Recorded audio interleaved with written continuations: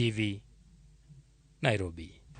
Kwa kanyo ni chenro mar bero mar ringre ma osegol e liete Mashaka Hola ne odhi nyime kaka wuono ringre 16 ne otimnegi bero. Jabero mar piny owacho Johansen Oduor oyango ni kuom ringre 16 go 9 gin nyiri kod mine ka 6 gin yawuoyi gi chuo. Ringre 1 kata kamano ne ok oyangi kit chwech mare.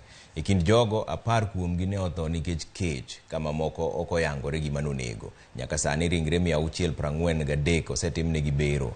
Chenro mar golo ringre mamoko e lietego biro chakore kendo chieng' tich ariyo juma manyien. Of these 16 postmortems, 6 then 9 were female. One of the bodies we were unable to determine the gender because of the level of decomposition. Adults were 11 and the children were 4. One of them also we were unable to determine the age because of the state of the body. One of the person we did autopsy on was very fresh and having died in hospital after staying in hospital for about a week. While in hospital, he refused to treatment totally.